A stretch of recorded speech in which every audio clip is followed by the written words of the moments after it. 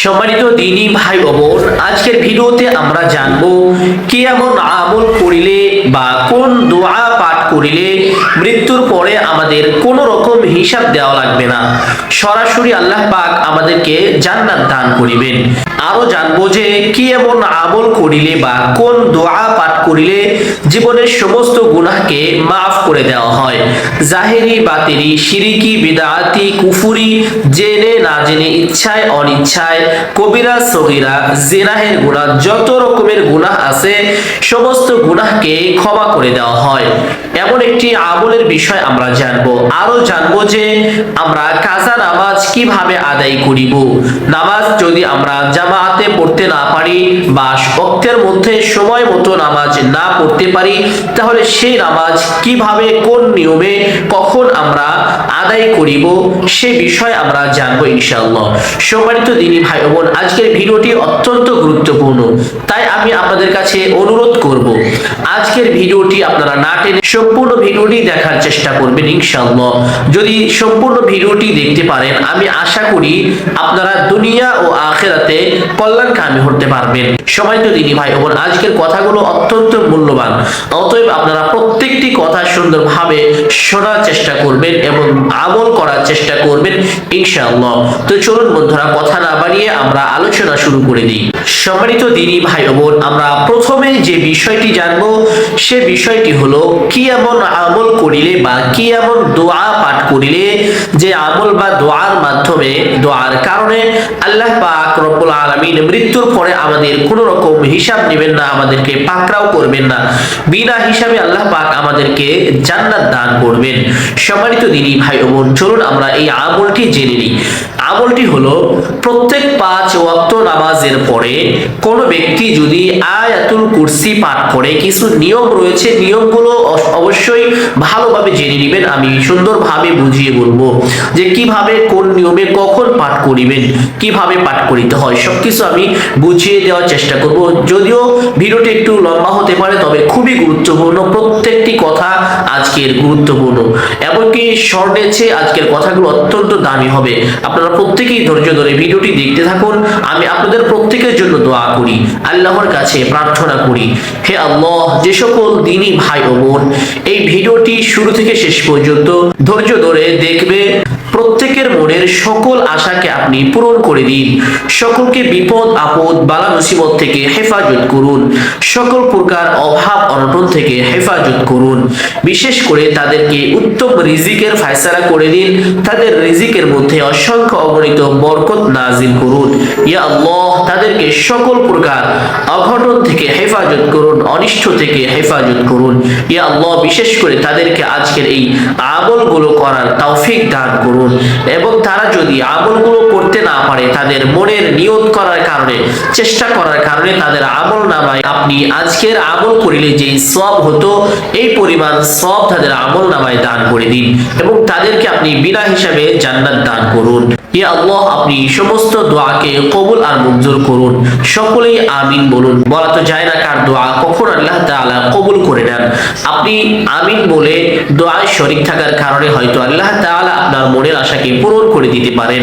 সম্মানিত দিনী ভাই ও বোন, যে কথাটি বলতেছিলাম, আয়াতুল কুরসি 5 ওয়াক্ত নামাজের পরে পাঠ করিলে হাদিসের মধ্যে এসেছে, যে ব্যক্তি 5 ওয়াক্ত নামাজের পরে আয়াতুল কুরসি পাঠ করে ওই ব্যক্তি এবং জান্নাতের মাঝে কোনো রকম পর্দা থাকে না, শুধু একটি মাত্র পর্দা থাকে, আর সেটি হলো তার মৃত্যু।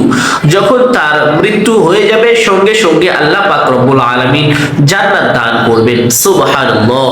সম্মানিত দিনী ভাই ও বোন, এখন এই আয়াতুল কুরসি আপনারা কখন পাঠ করবেন, কিভাবে পাঠ করবেন, সম্পূর্ণ বিষয়গুলো ভালো করে জেনে রাখুন। বিষয়টি হলো আয়াতুল কুরসি কখন পাঠ করিবেন। আয়াতুল কুরসি 5 ওয়াক্ত নামাজের পরে পাঠ করিবেন। কোন নিয়মে পাঠ করিবেন? সম্মানিত দিনী ভাই ও বোন, এখানে অনেক দিনী ভাই ও বোন রয়েছে যারা বোঝেন না, প্রত্যেকেই মনোযোগ সহকারে বিষয়টি জেনে রাখুন।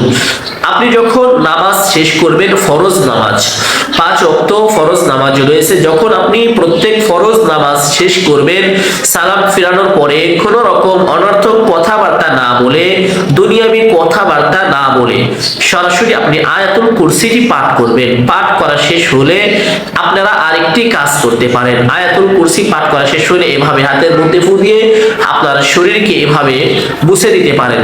তাহলে সকল প্রকার জিন শয়তান ও মানুষ শয়তানের অনিষ্ট থেকে আল্লাহ তাআলা আপনাকে হেফাজত করবেন। সুবহানাল্লাহ। এভাবে যদি পাঠ করিতে পারেন তাহলে যথেষ্ট হয়ে যাবে ইনশাআল্লাহ। আপনার মৃত্যু হওয়ার সঙ্গে সঙ্গে আল্লাহ পাক রব্বুল আলামিন আপনাকে জান্নাত দান করিবেন। এখন আমরা জানবো যে কি এমন দোয়া পাঠ করিলে বা কি এমন আমল করিলে আমাদের জীবনের সমস্ত গুনাহকে আল্লাহ পাক রব্বুল আলামিন ক্ষমা করে দিবেন। সম্মানিত দিনী ভাই ও বোন, আমরা অনেকেই অনেক বড় বড় পাপ করে ফেলেছি, অনেক বড় বড় গুনাহ করে ফেলেছি, যার কারণে আমরা ক্ষমা চাইতে ভয় পাই যে এত বড় পাপের গুনাহকে কি আল্লাহ তাআলা ক্ষমা করবেন?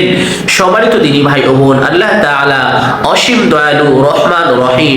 আল্লাহ পাক রব্বুল আলামিন অত্যন্ত দয়ালু, অত্যন্ত বড় ক্ষমাশীল।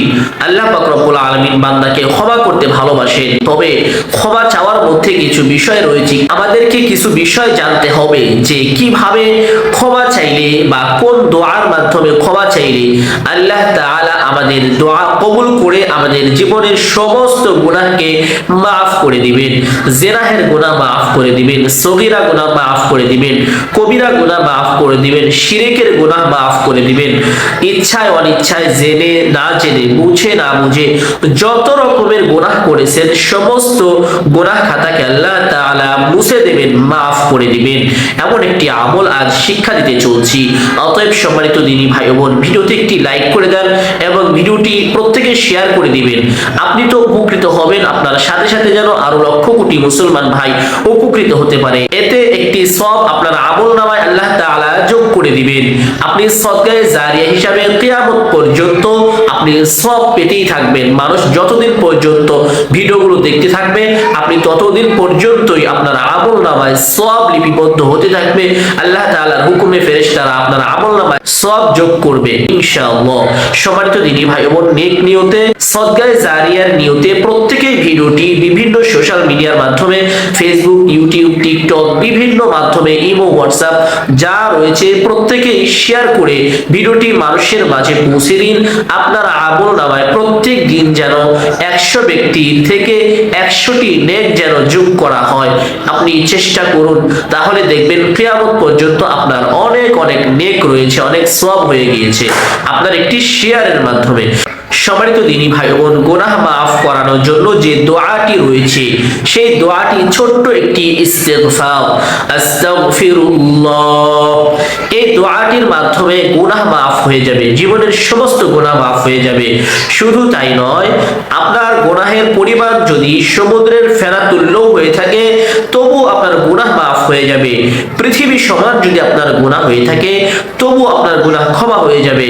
পৃথিবীর থেকেও বেশি যদি আপনার গুনাহ হয়ে থাকে তবু আপনার গুনাহ খাতাকে আল্লাহ তাআলা তার দয়া দ্বারা মাফ করে দিবেন। সুবহানাল্লাহ। শুধু যে মাফ করে দিবেন এতেই শেষ নয়, আল্লাহ তাআলা ছোট্ট এই ইস্তিগফারের উসিলা করে আপনার জীবনের সমস্ত অভাব অনটন দূর করে দিবেন, বিপদ আপদ বালা মুসিবত দূর করে দিবেন, আপনাকে গায়বী রিজিক দান করবেন, উত্তম রিজিকের ফয়সালা করে দিবেন, আর ঋণ থাকলে ঋণ পরিশোধ করার তৌফিক দান করবেন।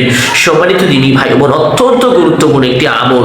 এই ইস্তিগফারটি কিভাবে পড়বেন, কতবার পড়বেন, কখন পড়বেন, কোন সময় পড়বেন সবকিছু বলে দিচ্ছি।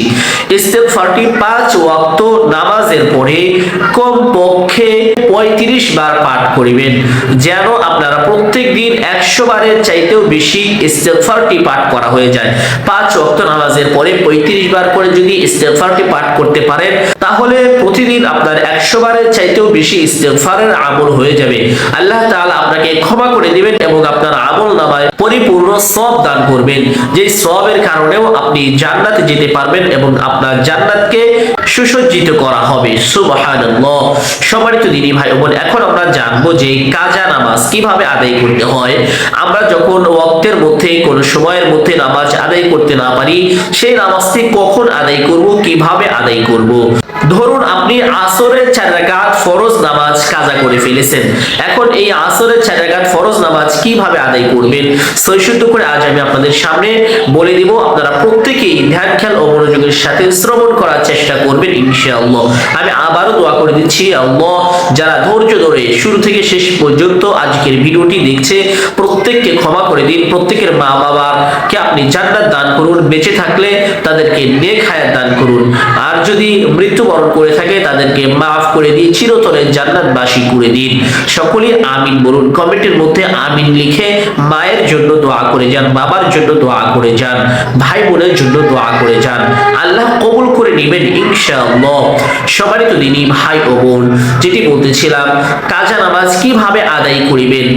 ধরেন আসরের 4 রাকাত নামাজ আপনি পড়তে পারেননি আসরের সময়ের মধ্যে, এই নামাজ কখন আপনি আদায় করবেন? সম্মানিত দিনী ভাই ও বোন, মাগরিবের পরেও আপনি চাইলে আদায় করিতে পারেন এই নামাজটি, যে কোনো সময় কাজা নামাজ আদায় করবেন। এখন কিভাবে আদায় করবেন, কাজা নামাজের নিয়ত কি, এই বিষয়টি আমি আপনাদেরকে ক্লিয়ার করে বলে দিব ইনশাআল্লাহ।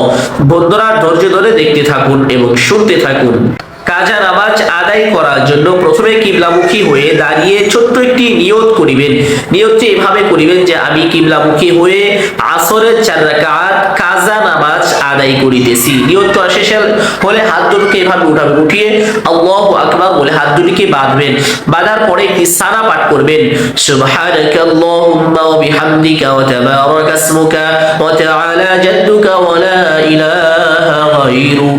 সানা প্রত্যেকেই পারেন আমি আশা করি।